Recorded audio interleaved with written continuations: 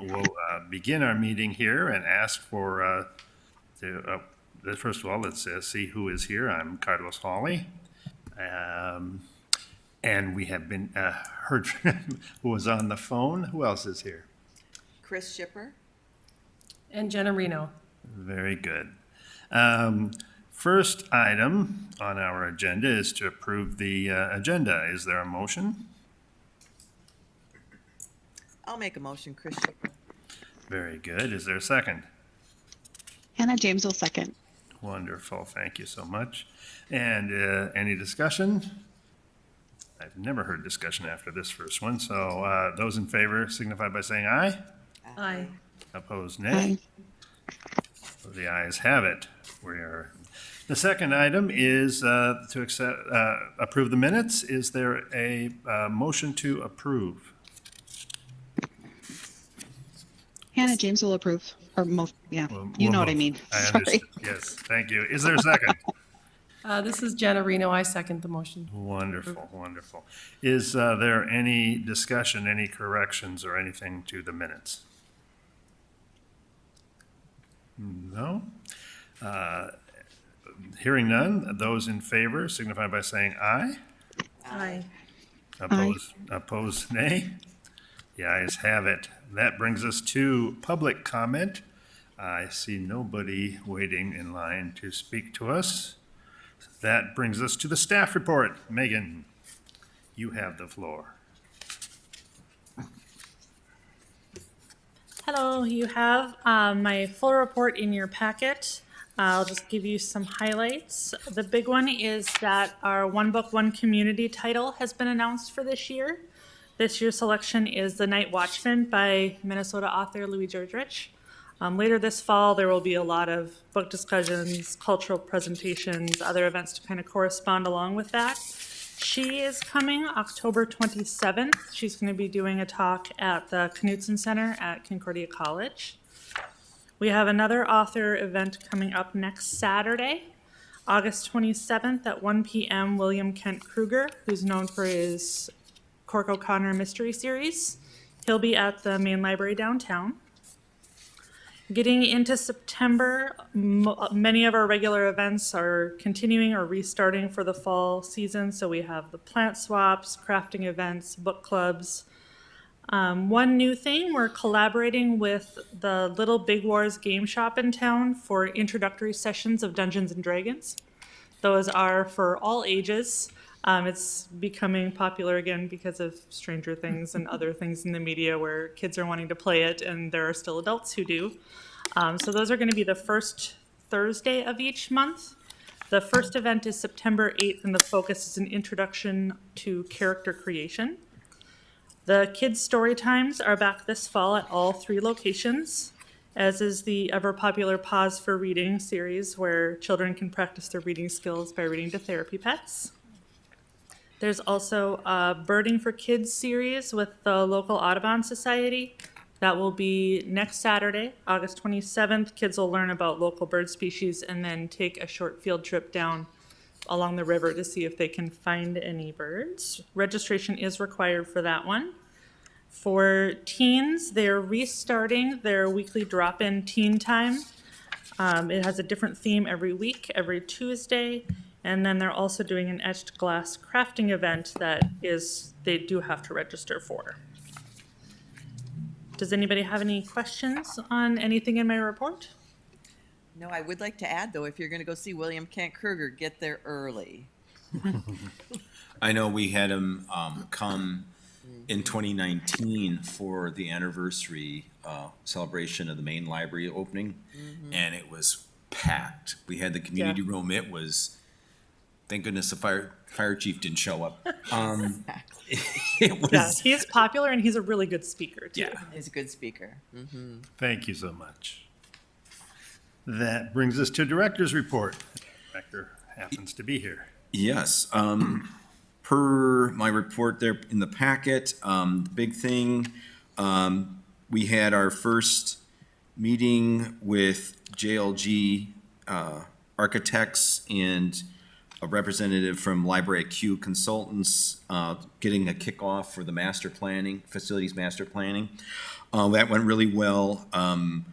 What we're looking at is that they're going to be on site to take tours of all locations, talk with staff, coming up on the 15th and 16th of September. We're looking forward to that. Right now, we're basically collating information that they requested and get that to them by Friday. All aspects of the organization, so it's good to see that getting started.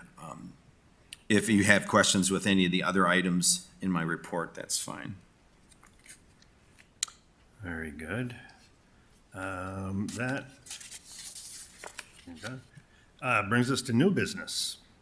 A statement concerning policy draft. Yes, senior admin folks took a review of the statement of concern policy and then the patron form, and you can see the changes there, hopefully in red or in dark gray for Jenna. Yeah. And it was really, the goal here was to update in terms of procedure and also ensure that we're in line with best practices of the American Library Association. And so certainly you can see all the changes there, and with the patron form as well, kind of updating that based on media that we have in those changes. So a lot of good work went into this, good folks taking a good look at it. We all had to take a swing at it, and certainly looking for the board's approval in regards to the draft. Very good. Any questions for Tim? I did have one question. The American Library Association is the best practices that you're going to abide by. Are there any other library associations? Well, that's the main one in the United States. There's branch ones like Public Library Association, but the American Library Association is the penultimate organization for best practices. And, you know, they provide examples of various policies. And and staff really took a look at it and said, well, we see this aspect that they've shown, and we think that would be important that we have that in there. So that's where that came from. Okay. I notice here it says form, if the form is not fully completed, the library will take no action. I can see not acting on it. The person filling out the form be notified that they have left something blank? Or left some- Absolutely. Yeah, okay, that's the. Any other questions for Tim? Very good. We need a motion on this. Anybody? I'll make a motion to accept the corrected statement of concern as presented. Thank you so much. Is there a second? This is Jenna Reno. I second that motion. Oh, thank you. Is there any discussion? No? Apparently the discussion we already had suffices. Those in favor signify by saying aye. Aye.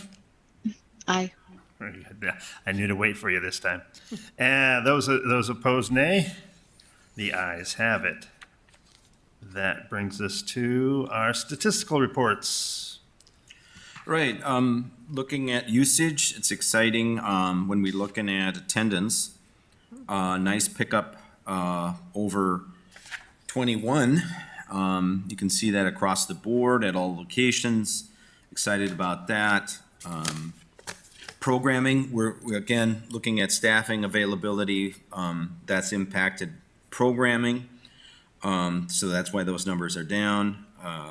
Volunteer hours, again, awfully exciting, and great kudos to our volunteer coordinator and the good volunteers themselves and all the hard work that they do for us. Internet sign up, impacted there up as well. Web page, down a little bit, but more or less the same than last year. In terms of total circulation, again, seeing the impacts of increased visits, up almost 10% year-to-date through the end of July. over last year. So exciting to see that, and hope it continues. Very good. In terms of financials, on the donation summary, you can see a gift of $300 from Andre LeBugle.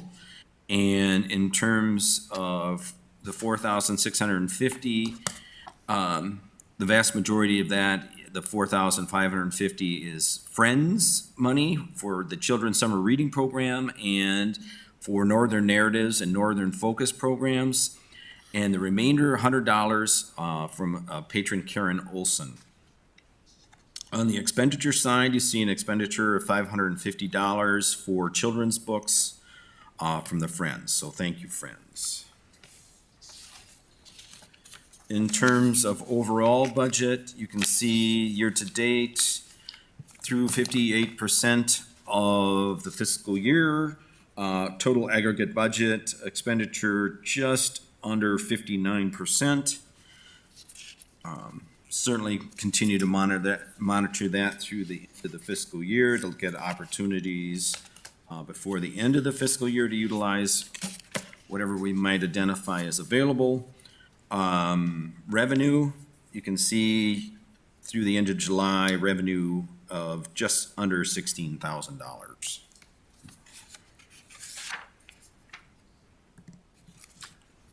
Thank you, Tim. Anyone have any comments or questions for Tim? If you would refresh our memory, now JLG is coming in and reviewing everything. Where is that money coming from? That is capital money that we requested as a capital expenditure for fiscal year 2022, and the city funded it. So that's where that money is. Okay. Anything else? Very good.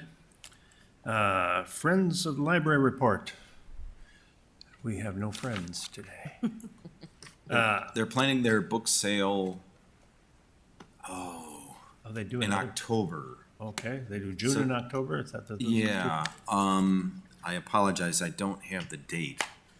I'll have it next time. Very good. Very good. All right.